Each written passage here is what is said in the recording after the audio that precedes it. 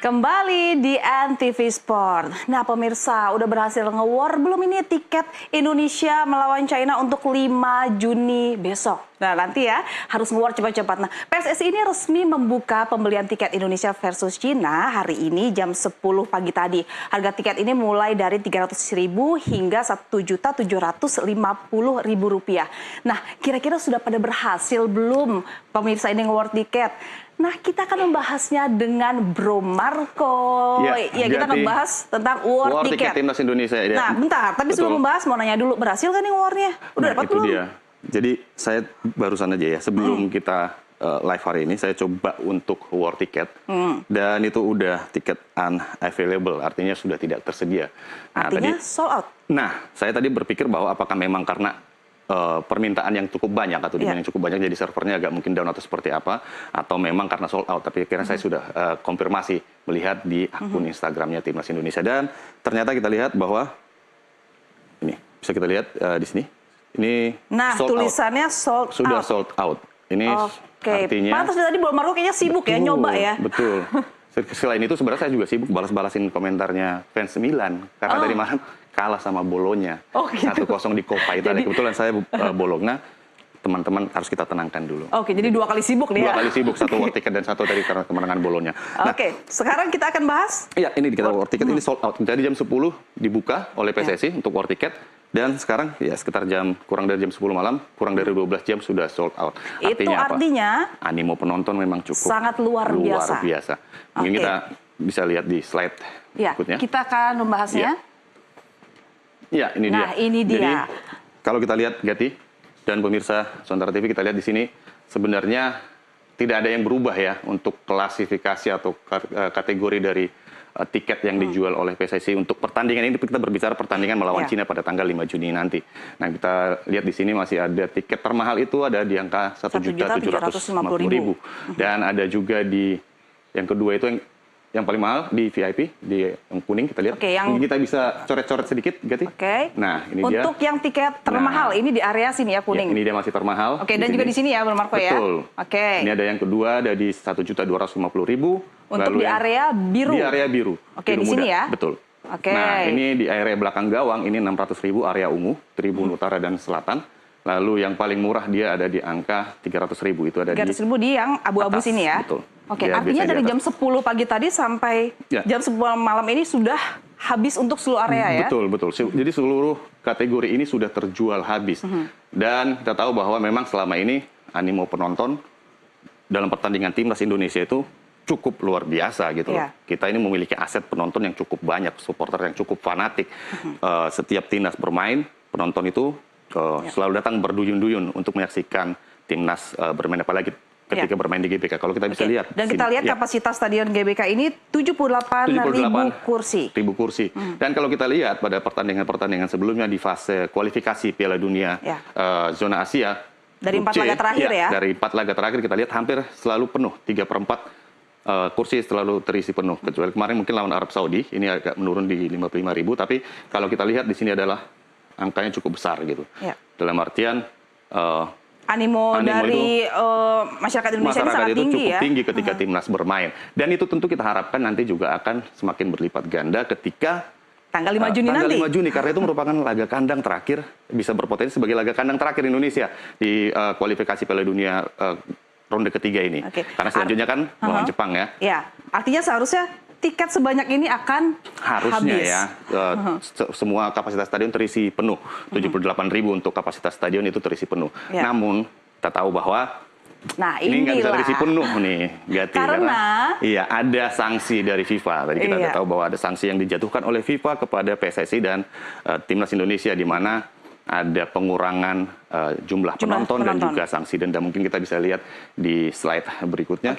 Kalau misalnya masih di slide ini, di area mana ini ada pengurangan? Yang diberikan sanksi itu ada 15% pengurangan itu di Tribun Utara dan Tribun Selatan. Artinya apa? Di belakang gawang utara itu biasanya ditempati oleh La Grande, sementara di selatan itu adalah Ultras Garuda. Berarti ada di sektor ini dan juga di belakang gawang satunya. Itu 15% dari jumlah seat yang ada di Tribun Utara dan Selatan di belakang gawang. Jadi tidak 15% ini tidak dari keseluruhan 78.000 ya? Tidak, dari sini, dari dua ini.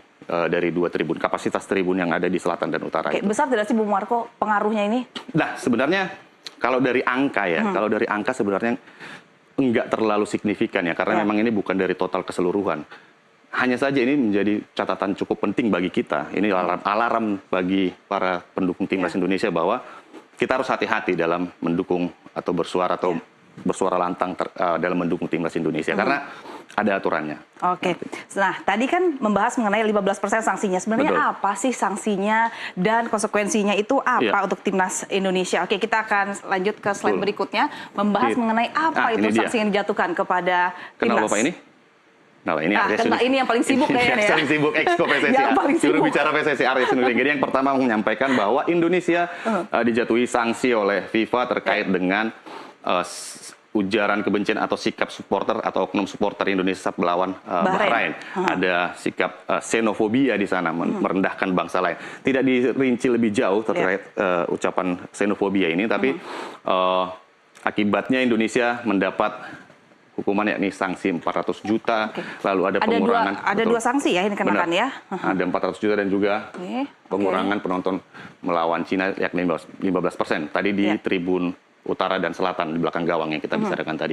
Nah, sebenarnya apa sih yang terjadi kemarin? Ya, FIFA melalui delegasinya, mungkin mereka memiliki delegasi yang datang ke pertandingan saat melawan Bahrain, mendengar ada ucapan-ucapan yang dianggap sebagai bentuk xenofobia ini. FIFA sendiri ini diskriminasi masuknya. Jadi kode disiplin FIFA 2023 itu salah satunya pasal 15 kita lihat di sini. Ini adalah mengatur tentang diskriminasi. Di sinilah xenofobia, rasisme, ujaran kebencian diatur di sini. Nah, ini untuk perorangan. Yang pertama ini perorangan dan kita ada di sini nih, kelompok. Jadi kalau kita lihat di sini bahwa association atau klub supporters yang melakukan kesalahan ini mendapatkan hukuman 200 Swiss franc. Nah, itu yang tadi yang ini denda 400 juta ini. Betul. Dan juga ada pembatasan jumlah penonton. Nah, jadi dia terkena pasal 15 ayat 2 poin A dan B. Poin A dan B, betul. Nah, kenapa poin B juga ikut di sini? Karena memang ada pilihan, Gati. Bahwa di sini poin B ini disebutkan bahwa ketika kejadian berulang, ini akan lebih berbahaya.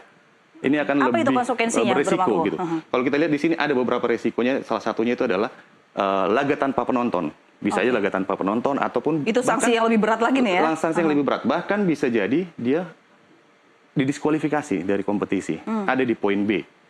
Nah, terkait dengan sanksi FIFA yang dijatuhkan kepada PSSI, sebenarnya ada sedikit keringanan sebenarnya. Bahwa 15% jumlah pengurangan itu bisa diisi hanya saja oleh komunitas-komunitas yang merupakan artinya ada ketentuan ya di situ ya. Betul, anti diskriminasi. Jadi ada poster yang dibentangkan di sana. Orang-orang yang menggunakan baju dengan slogan anti diskriminasi itu menandakan bahwa Indonesia tengah berbenah atas hukuman yang sudah diberikan sebelumnya. Itu diberikan keringanan oleh FIFA. Nah, artinya belum tahu dua sanksi ini masih ada toleransi ya? Masih ada. Kalau dendanya mungkin udah final ya. Tapi yang ini sebenarnya masih bisa dimanfaatkan.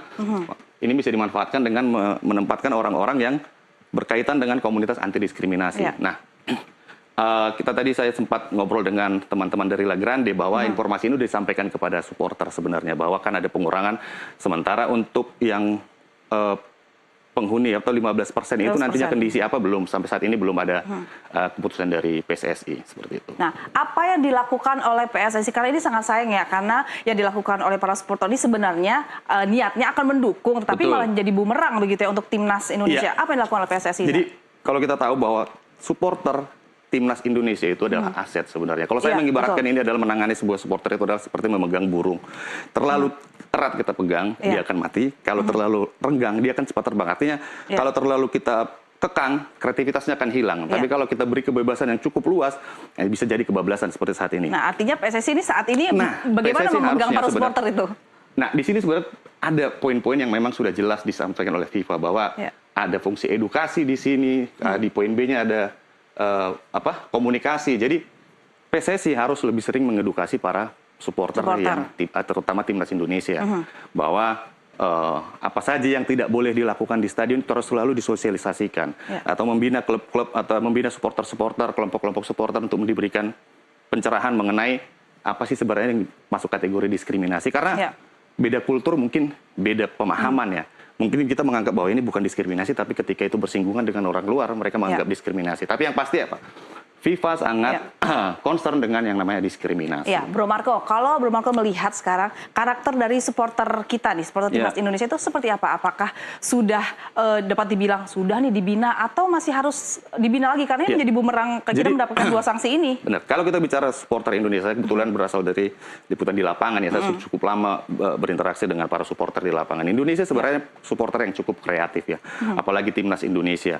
Timnas Indonesia itu supporter itu adalah aset sebenarnya buat kita, di mana mereka itu datang dengan kreativitas yang cukup baik. Kita lihat koreo yang ditampilkan oleh para pendukung La Grande itu cukup megah, dan juga mereka bernyanyi sepanjang pertandingan. Dan 2 tempat area ini antara utara dan selatan adalah biasa ditempati oleh kelompok-kelompok garis keras, ultras. Mereka tuh menurutku fungsinya ya memang di situ gitu loh, memberi tekanan kepada tim lawan, menjatuhkan mental lawan, bernyanyi. Tapi ya yang pasti ya itu tadi harus dibarengi dengan yang namanya pemahaman tentang diskriminasi tadi, biar tidak merugikan timnas maupun PSSI. Artinya bisa dibilang bablas ini ya supporter ini ya. Jadi sebenarnya kita aset lah supporter kita itu, karena pelatih-pelatih yang bermain di Indonesia itu cukup banyak yang memuji atmosfer pertandingan dia, apalagi di GBK. Pelatih Bahrain juga kemarin saat pertandingan terakhir, walaupun dia memang kecewa dengan adanya sorakan-sorakan dari penonton, tapi dia secara umum mengatakan bahwa atmosfer pertandingan di GBK itu cukup baik. Jadi artinya apa? Kita ya harus pintar-pintar mengelola supporter yang ada di Indonesia. Ya, nah kalau berbicara mengenai pelanggaran yang dilakukan oleh kita nih ya, apakah ini pelanggaran baru kali ini saja terjadi pada saat melawan Bahrain, atau sebelum-sebelumnya pernah ini kita mendapatkan sanksi juga? Atau pada saat pelanggaran dilakukan ada Bahrain ini ada imbas dari yang pada saat kita di Bahrain kita ada dicurangi? Jadi ya kalau saya nggak tahu sebenarnya, karena kita nggak tahu sebenarnya apa sih yang jadi pelanggarannya gitu, karena beberapa di media sosial itu banyak yang beredar katanya ada ucapan yang menyinggung, yang bernada ucapan kebencian, ada lagu yang diplesetin, kita nggak tahu. Tapi yang pasti apa? Yang pasti adalah itu spontanitas menurut saya. Karena apa? Karena kita merasa di Bahrain dicurangi oleh wasit dengan pertambahan waktu yang cukup. Gitu ya? Iya. Cuman masalahnya adalah melampiaskan itu. Itu yang menjadi permasalahan. Kita harus bisa menahan diri untuk tidak melontarkan kata-kata yang memang berbau tadi diskriminasi. Itu lagi ya? Diskriminasi, rasialisme, xenofobia itu yang merendahkan bangsa lain. Kita harus hindarin itu. Kita bisa bernyanyi lantang, kita bisa bernyanyi atau menyoraki para pemain lawan untuk menjatuhkan mental mereka. Tapi ya ini yang harus memang PSSI harus lebih sering mensosialisasikan ini. Gitu. Atau ada pelanggaran lain tidak selain yang sudah dilakukan? Jadi ini bukan hukuman pertama sebenarnya, Gati. Kalau kita tahu hukuman terberat yang dijatuhkan FIFA kepada Indonesia itu adalah ketika dualisme 2015 lalu. 2015. Iya, Indonesia di-ban atau dibekukan kepengurusannya. Tidak boleh ada pertandingan di Indonesia. Indonesia tidak bisa ikut dengan pentas internasional. Nah, untuk kasus di kualifikasi Piala Dunia 2026, setidaknya sebelum hukuman ini dijatuhkan, ada 3 setidaknya Indonesia pernah mengalami sanksi FIFA. Yakni pertama melawan Australia, lalu melawan Cina, di mana 2 ini kasusnya adalah terlambat masuk ke lapangan. Indonesia didenda saat itu. Lalu ada lagi saat melawan Bahrain, di mana kita tahu manajer timnas Indonesia Sumarji itu protes keras hingga mendapatkan kartu merah, dan itu juga mendapatkan denda dan hukuman dari FIFA. Tapi yang terkait dengan supporter untuk di fase kualifikasi Piala Dunia 2026, aku pikir ini yang pertama.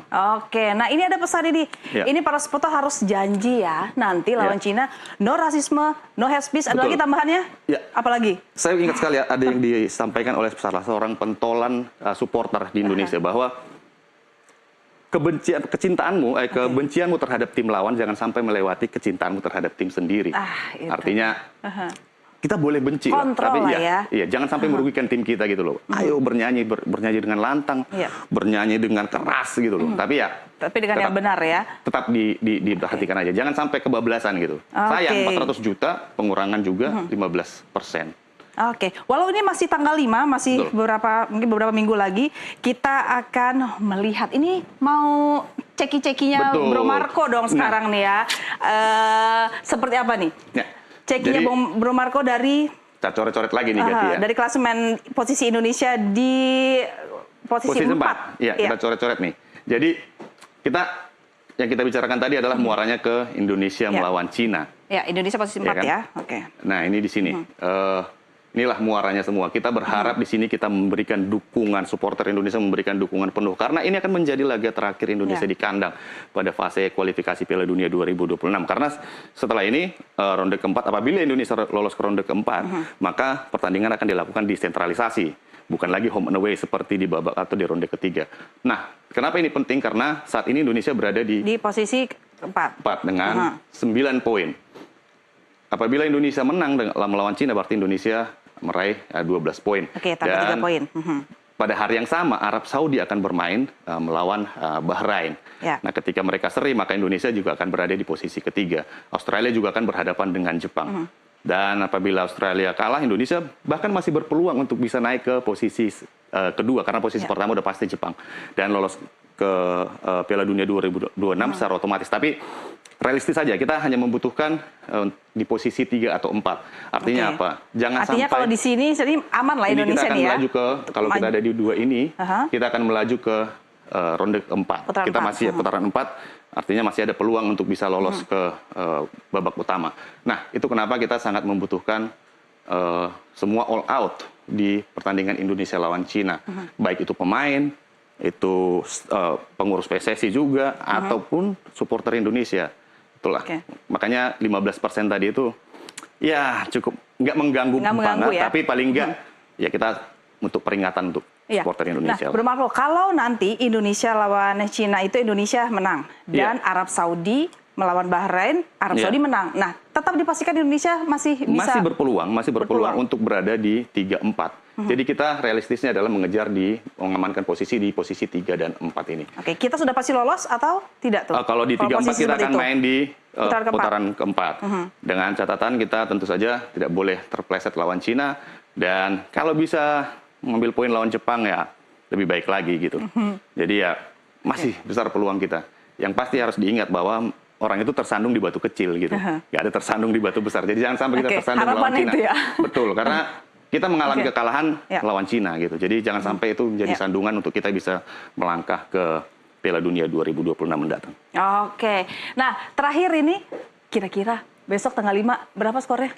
Kalau tanggal 5 aku pikir sebenarnya terlalu dini kita untuk menebak skor karena ya ceki-ceki aja kita. Ya, mungkin aku pikir untuk 2-0 mungkin masih cukup masuk akal bermain di GBK dengan depan pendukung sendiri dan juga bermain dan memiliki persiapan agak cukup lama ya. Maksudnya setelah liga berakhir ada pemusatan latihan juga, jadi persiapan mungkin akan lebih matang, jadi ya mungkin 2-0 sih masih bisa dapat lah. Oke, persiapan lebih matang, Timnas Indonesia bermain dengan baik, hasilnya maksimal ya.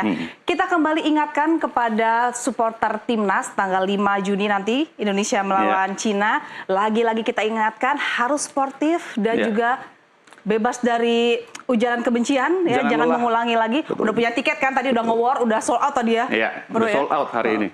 Ya, jangan lelah mendukung timnas, jangan ragu untuk memberi tekanan kepada lawan, tapi ingat, jangan kebablasan. Itu aja sih. Jangan kebablasan. Timnas bermain baik, supporter pun berkelakuan juga baik ya. Akhirnya keduanya ini maksimal saling mendukung. Betul. Baik, terima kasih Bro Marco. Kita berharap hasil nanti 5 Juni betul-betul Indonesia mampu meraih yang terbaik ya. Ya, meraih poin penuh lawan Cina. Ya, oke. Terima kasih Bro Marco. Sip. Ya, tetap bersama kami di MTV Sport.